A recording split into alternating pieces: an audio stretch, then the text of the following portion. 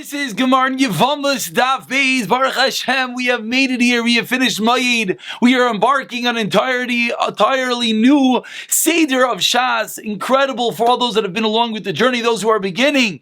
Welcome, Emir Tashem. We begin with the bracha that we always begin with. That the same vigor, excitement, clarity that we start with should drive us and push us from Daf Beis throughout the entire Yevamos. For those through Mayid, now through Nashim, Emir Tashem, through the entirety of Shas. And as well, we like to dedicate this month's learning is dedicated by the Moskowitz family, L'Zecher Nishmas, Rav Shlomo ben Rav Meir. I hope many of you already got your hands on the book that was dedicated in conjunction with this much learning, the laws of Chanukah and Purim.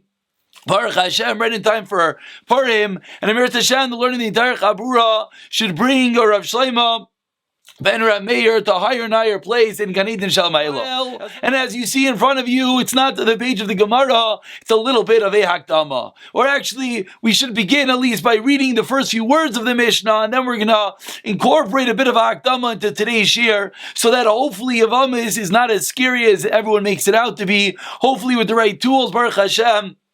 Daf HaChaim, an incredible resource made public for everyone, dafachayim.com. Check it out. Absolutely incredible. We'll be using their charts today. So we begin the Mishnah, and the Mishnah teaches us, Chamesh Esrei Nashim, there are 15 women that are paitrais, saraisein, their sarais, their co-wives are exempt, visarai saraiseim, and the co-wives of the co-wives are exempt from what? Mina chalitza umina yibum. They're exempt from both chalitza and from yibum at seif ilam to the end of the world. So there are going to be 15 cases that are going to be no yibum and no chalitza, and then the Mishnah says, ve'elu hein, what are the 15? Pitai, etc. So in order to understand properly what's going on over here, we have to first understand what is Yibum, what is this invention of the Torah of Yibum, to thereby understand what is going to be the exemption of our Mishnah. So as you see in front of us, the classical case, you have Reuven and Shimon are brothers. Reuven is married to a woman named Sarah. And what happens in a regular case when Reuven marries Sarah, Reuven is nifter. If they do not have any children, Reuven's brother Shimon is obligated in Yibum to marry Sarah. And as you see over here, what if Shimon does not want to do Yibum? There's something called Chalitza. What is Chalitza? There's three entities over here, removes the shoes, spits, and then she says, sounds a little bit Purim-dik over there, and that's the same entity as Get, as we'll see eventually. And now the notes over here point out the uniqueness of this lacha of Yibum. And as much as you don't really need to understand this for the Mishnah, but it's good to have a bit of a background into what Yibum is in general, which will help us understanding everything. So again, Reuven and Shimon are brothers, and in all the charts it's going to look the same, that the line is going to be brothers. The chain over here, as you see, that's going to be the marriage. So in a normal case, when Reuven and Shimon are brothers, and Reuven is married to Sarah, what is Shimon's relationship to Sarah? If you're keeping track, it's his sister-in-law. What is one's relationship to his sister-in-law? The Ishes Ach, the wife of your brother, sister-in-law. The halacha is, in general, a sister-in-law is Asr min ha-Torah. There's an Isser Erva. Shimon is not allowed to marry his sister-in-law, Sarah. Why? It's called Eishes Ach. But b'makai mitzvah, in the case in which Reuven and Sarah had no children, the Torah waives the Isser in order for the mitzvah of Yibum to exist. The mitzvah of Yibum being that Shimon now can marry Sarah. And over here, we point out, but other arayas do not work out. And this, truthfully, this is going to be case one of the Mishnah. So let's actually learn this right now. So what is the first case of the Chamesh Esrei Nashim? So now we learned that what is Yibum? Yibum is that when one dies without any children, his brother marries the existing sister-in-law. He marries his sister-in-law. Reuven dies. Shimon marries Reuven's wife.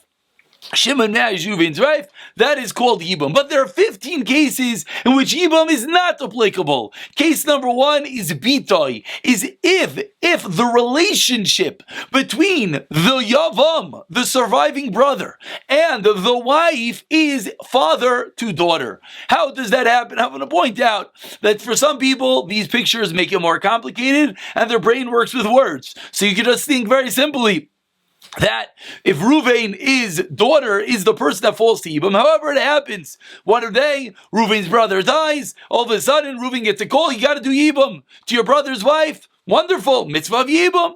Normally you're not allowed to marry your sister-in-law, now you're allowed to. Excellent. But Reuven says, wait, my sister-in-law, Shimon's wife, that's my daughter. Then of course, that's going to be case number one, that it's forbidden. And that's what you see played out in front of you over here, that when Shimon is nifter, Shimon was married to Reuven's daughter, Sarah. Shimon married his niece. Shimon married Reuven's daughter. We shouldn't use the word niece. Let's just say Shimon married Reuven's daughter. When Shimon is nifter, Sarah falls to Yibum to Reuven, who is her father-daughter. That is forbidden, and therefore there is no mitzvah of Yibum in that case. And now we play out the case further. Let's say Shimon was married to multiple women, which of course Minat Torah is allowed. That we don't do this anymore.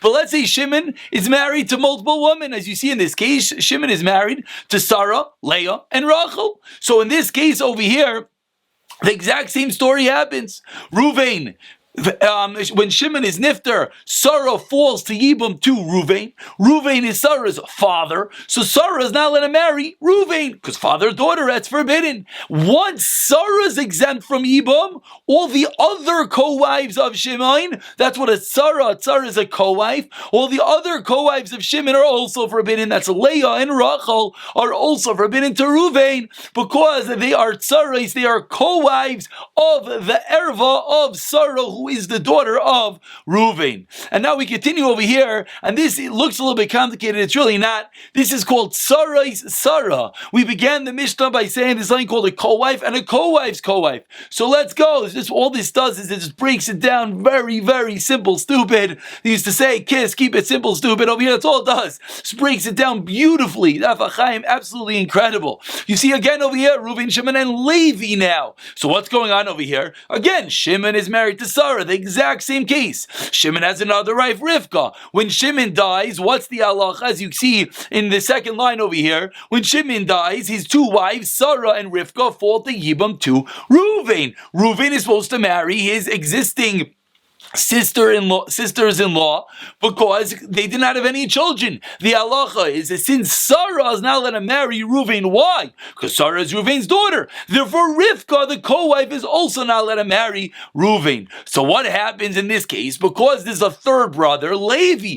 Great. So Levi does Yibum or Chalitza to Sarah and Rivka, because Levi is also a brother. So when Shimon is nifter, Levi has the ability to be Maikim, the shame of his brother, to establish the name of his brother. Shimon died without any children, so Levi goes and marries either Sarah or Rivka. So now what happens if Levi is then nifter? Then everyone falls back to Yibum, to whom? Back to Reuven. So this is the case of Sarais Sehen, because in this case we already learned that Rivka was not allowed to marry Reuven. Why not? Because Rivka is a Sarah with whom? With Sarah. Sarah was Reuven's daughter. So just like Sarah was not able to marry Reuven, Rivka, the co-wife, is not able to marry Reuven. And now because Sarah and Rivka are now Sarais to Rachel, Levi's other wife, because Sarah and Rivka married Levi, therefore they are not allowed to then go marry Reuven. That's called Sarai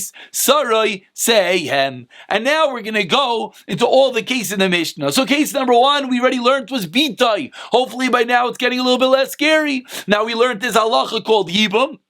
And there's a halacha that Yibum allows one to marry his Ishes Ach, his sister-in-law, who is usually Asr min HaTorah. Yibum, a special mitzvah that allows him to marry, but it's only in the case where the person who's trying to do Yibum is not related to the woman. If that woman is his daughter, then it doesn't work. And here you have the next two cases in the Mishnah depicted in front of you. Bitai, Bas Bitai, Ubas Binai. What's the case? Reuven's son or daughter, or Reuven's granddaughter. Basically, Shimon, in case number one, we said Shimon married Sarah. How was Shimon related to Sarah? It was his brother's daughter. Now Shimon married Sarah. It was his brother's son's daughter or daughter's daughter. It was Shimon's great niece, we could call it. Sarah and Shimon is great uncle. Sarah was allowed to marry Shimon, there was no problem. But then when Shimon is nifter, what happens? Sarah falls to Yibum, back to Ruvain. What is Ruvain? Ruvain is her grandfather. So Ruvain has a mitzvah of Yibum to Sarah, but in this case it's not possible. Why is it not possible? Because Ruvain is related to this woman. Ruvain is the grandfather. And now the Mishnah continues. Bas Ishtoi. What is Bas Ishtoi? Let's play out the case. Again, Reuven, Shimon, and Levi. Shimon is married to Sarah. How is Sarah related to Reuven? Again, it's beautiful how we keep it always the same. How is Sarah related to Reuven? Reuven's wife had a daughter. Till now, we've been discussing Reuven's daughter, Reuven's daughter, Reuven's son daughter. Everything's going down. Now we have Reuven's wife's daughter. It's not Reuven himself's daughter. It's Reuven's wife's daughter. So now, when Shimon is nifter and Sarah falls to Yibum to Reuven, Reuven is related to this girl. How is Reuven related to this girl? It's his wife's daughter, a stepdaughter perhaps. That is the case of Bas Ishtoi. So again, Reuven is forbidden to Sarah. Therefore, he's not able to do Yibum to her. Next, we have Bas Bina, Bas Bitoi Shel Ishtoi. Again, it's the exact same theme. It's continuing down. Reuven had a wife. Reuven's wife had a daughter. Reuven's wife had a son. That daughter or son had a child named Sarah. So again, Shimon marries his great niece. In this case, it's really not related to him at all because it's his brother's wife's child's child. Reuven, it sounded confusing. It's really not so confusing. Reuven married a woman who had a child who then has Sarah, or a daughter that had Sarah. Shimon's nifter. This girl, Sarah, falls to Yibum to Reuven. In this case, what's the story? Reuven can't do Yibum. Why could Reuven not do Yibum? Because Reuven is related to this girl. Excellent. The next case is a Chamasai, that Reuven is related to Sarah by how that Reuven is his mother, Sarah is Reuven's mother-in-law. Now we're going up. Just to make things clear, in the pictures it always makes it down. If it makes it easier in your brain, now we're really going up a stage. Until now, we were going down. We started with Bitai, granddaughter, wife's granddaughter. Now we're moving up in the family tree. Now it's Reuven's wife's mother. That's Reuven's mother-in-law. So when Shimon married Reuven's wife's mother, Reuven's mother-in-law, when Shimon is nifter, this girl named Sarah falls to Yibum to Reuven. How is Sarah related to Reuven? Sarah is Reuven's mother-in-law. Reuven is not allowed to marry his mother-in-law, and therefore there's an Isser Erva. Therefore Yibum does not work in this case. The next case, go up another level. Eim Chamasai or Eim Chamav. Reuven had a wife. Reuven's wife has a mother or a father who had their mother, the grandmother. So Reuven's wife's grandmother from the father or for the mother. Shimon is not allowed to marry. Shimon marries that woman. When Shimon is nifter, Reuven falls to Yibum to this woman who's his wife's grandmother or his wife's father's mother.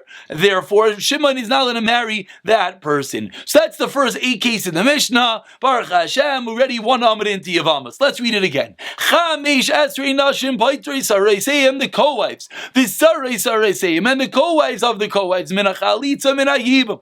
Ad Seif Olam till the end of the world. Veiluein, what are the cases? So far we've seen Bitai, that if Reuven falls to Yibum, his daughter. Bas Bitai, his granddaughter. Bas Binai, his son's daughter. Bas Ishtai, Reuven's wife's daughter. Bas Binah, Reuven's wife's daughter's daughter, Ubas Bita, Reuven's wife's daughter's daughter. All those cases, Reuven is forbidden from marrying the woman, therefore there is no Yibum. Chamasai, now we go up a level, the mother-in-law. Ve'im Chamasai, the mother of the mother-in-law. Ve'im Chamav, and the mother of the father-in-law. And now that was case number 9. So we had 9 cases down of when Reuven is not allowed to marry this woman. Now we're up to case number 10. Achais me'imai. The mother, the Yevam's a maternal sister. So for many people, they say, great, Yevam's maternal sister. That means Yevam, who until now was Reuven, and this now in this picture is going to become Avraham. It's going to be Avraham's maternal sister. Let's play out the case. Look at the case in front of you. Avram had a son named Reuven. Sarah had a daughter named Leah. Avram and Sarah got married. When Avram and Sarah get married, they bring their children into the marriage. So Avram previously had a son named Reuven. Sarah had previously had a daughter named Leah. Is Reuven and Leah related? Absolutely not. They're both children from previous marriages. Now their parents got married. Reuven and Leah are allowed to be married. As you see over here, again, the chain always denotes marriage. Reuven marries Leah. When Reuven is nifter, what happens over here? Reuven's brother, Shimon, falls Yibum. Who falls to Yibum to Shimon? Leah. Who falls to Yibum to Shimon? Reuven's wife. Leah is not allowed to do Yibum. Shimon is not allowed to do Yibum to Leah. Why? Because Shimon and Leah are related. How are Shimon and Leah related? As you see in this picture, they are Achaisai Me'imai, the brother and sister from the mother, because Shimon was born after Reuven and Sarah got married. So in as much as Reuven and Leah could have gotten married, why? Because they were from different marriages. When Reuven is nifter, Shimon, who's born from this marriage, is now allowed to do Yibum to Leah. Why? Because they're from the same marriage. The next case in the Mishnah, Achais Imai. This is case number 10. Actually, let's just read the few cases and then we'll play them out. It's easier as well to go back and forth. Achais Imai. It's the maternal sister. Achais Mimo was number 10. It's the maternal sister. Achais Imai, his mother's sister, that's number 11. Achais Ishtoi, his wife's sister. Ve'ishes Achiv Me'imai, and his maternal brother's wife. So again, each one of these cases, they're just basically playing out how the Yavam is related to the person falling Yibum. Number 11, which is what we're up to right now, is Achaisai Achaisai Me'imai is number 10. Achaisai Me'imai, that's what we just played out. That is that Shimon and Leah are related through their mother. We skipped over here. Case number 10.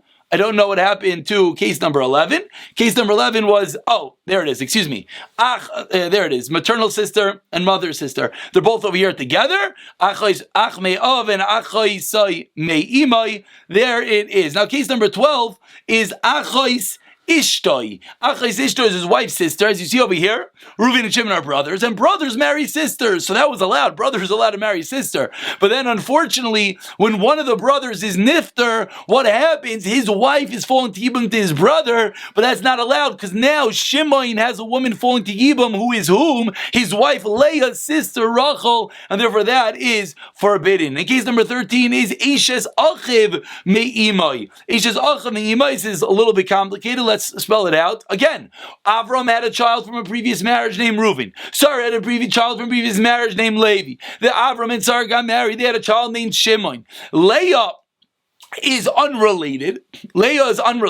Shimon is allowed to marry Leah. Shimon is allowed to marry Leah. So over here, we already spoke about the fact that when Reuven dies, Shimon is not allowed to marry Levi. But as you see written over here so nicely, Yibum does not override the Isra of Eishes Achmei Imai. Right? That was case number 10. Shimon is not allowed to marry Levi. And now over here, Shimon marries Leah. Shimon is not allowed to marry Leah either. Why is Shimon not allowed to marry Leah? That's case over here because the Levi. Excuse me, I did not explain this well. Let's say this one more time. Avram brought in Reuven. Sarah brought in Levi. Sarah's son Levi married a girl named Leah. Beautiful. Avram and Sarah have a child named Shimon. When Levi is nifter, Leah falls to Yibum to. When Levi's nifter and Reuven is nifter, Leah falls to Yibum to Shimon. That is going to be a problem because it's Ishes Achiv Mei Imai, and therefore Reuven is not going to be allowed to do Yibum. Now we turn over the page to a little bit easier over here. We basically finished all the difficult cases. We have two more cases. Eishes Achiv Shlayaya Balamai V'Kalasai. We have the brother that was never in this world, and we have Kalasai, and we have the daughter-in-law. So here we go. Case number 14. Eish Achiv Shlayaya Balamai. Reuven and Shimon. Reuven is married to Sarah. Reuven is nifter. Levi is born at a latter date. The halacha is, since you're not alive during the time of the death, Yibum does not work. Yibum Yibum is only in a case in which you're a brother that was alive when the dead brother now was alive. So in the classical case, when Reuven is married to Sarah and Reuven is nifter, the brother who's alive right now could do Yibum. If Levi is born after Reuven's Petira, Levi is not allowed to do Yibum because he was not in the world. And the 15th case over here is Kalasai, is the daughter-in-law. As you see, that Sarah is the daughter-in-law of Reuven. So Shimon married Sarah. That's great. But now when Shimon is nifter, Sarah falls Yibum to Reuven, her father-in-law. Reuven had a son named Yitzchak. Yitzchak had a daughter named Sarah, daughter-in-law. And therefore, Reuven is not allowed to do Yibum to his daughter-in-law. And now we go back to the Mishnah. Now basically the rest of the Mishnah is going to almost play out everything we just said. That's exempts the Saras, the co-wives, and the co-wives of the co-wives from Yibum and Chalitza at Seif Eilam. V'kulan, and in all of these cases, there's a caveat. In Mesu, if they die, if she dies,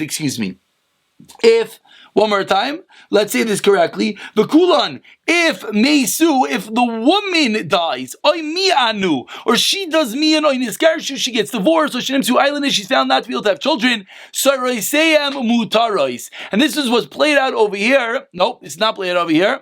Here it is. V'kulan and Mesu. Let's go back to the first case we started off with from the beginning of today. Reuven and Shimon. Shimon marries Sarah. Sarah is the daughter of Reuven. If Sarah, the daughter of Reuven, gets divorced from Shimon, or she does a mian to Shimon. What is mian from Shimon? Here you see, it says that if Sarah is no longer the wife at the time of Shimon's death, then the other wife is allowed to do Yibum. The only time there's an exemption from Yibum is if Shimon, at the time of his death, is married to the girl who's related to Reuven. But if Sarah gets a get, the easiest case, or Sarah is found not to be able to have children, or Sarah does mian. What is mian? Mian is kedushin ketana, as you see over here. Then the halacha is, as we'll see more, then the tzarais are mutter. But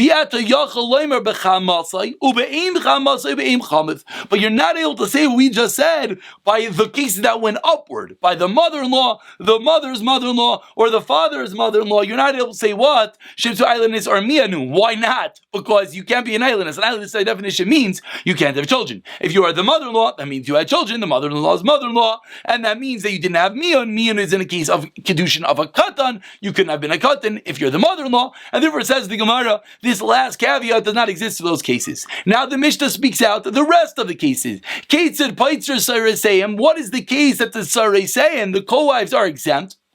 And the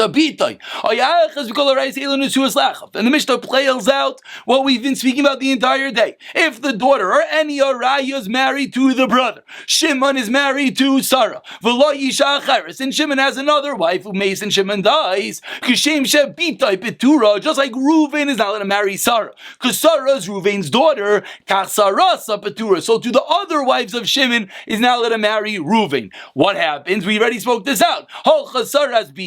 Let's say they go and they marry Levi, and then and Levi has another wife. What's the halacha? When Levi is nifter, just like Sarah was pater and Rachel was pater, also the other wives are pater as well. Even if there are 100. Ketzad, what's the case? What's the case in which when the Sarais are nifter that they're going to be mutter? The other case we just spoke out. If the daughter or one of the wives is married to the brother, and you had another wife, if Sarah dies first, or Sarah gets divorced from Shimon, and then Shimon dies, the Mishnah ends with one halacha. Anyone who's able to do mian and doesn't do mian, says Abemes breaks some of the rules we've been speaking about today. If you're able to do Mion and you didn't, that's this case over here, that in the case that Shimon is married to Sarah and Sarah is like a Ketana, the halacha is that when a Ketana gets married, it's only Kedushin Derabanan, which means that the connection between Sarah and Shimon is not absolute, because it's only Kedushin Derabanan. Mion is the mechanics that a woman who's a Ketana, a minor, is allowed to walk out of the marriage. So Sarah, who's a minor, who's married to Shimon, is allowed to walk out of the marriage by refusing and saying, I don't want this anymore. So if now Shimon dies, well, Sarah is a Ketana, Shimon's other wives, now we have a funny case. Are they allowed to do Yibum to Reuven or not? Because on one hand, Sarah is the daughter. On the other hand, Sarah was a Ketana. So says the Mishnah, because Sarah's marriage to Shimon was not 100%, it was only Kedushin Rabbanan. The Zika is the term that connotes the connection between Shimon and Sarah. That connection is a weaker connection. It's only connection Rabbanan. Therefore, Rivka, the co-wife, has an obligation to do Chalitza, because there's somewhat of a connection here, and is not allowed to do Yibum. That is the first Mishnah of Yevamos. I hope that wasn't too difficult. I hope we made it a bit easier with all the incredible pictures courtesy of Daf Yomi. And Amir Hashem will be utilizing these pictures a lot in order to play out the cases for those that the pictures work. Wonderful. For those that don't need the pictures, they can just say, daughter, granddaughter, great-granddaughter, mother-in-law, great. Don't get confused by the pictures. And Amir Hashem, the same level of clarity, God willing, should continue and carry us through the entirety of Yevamos.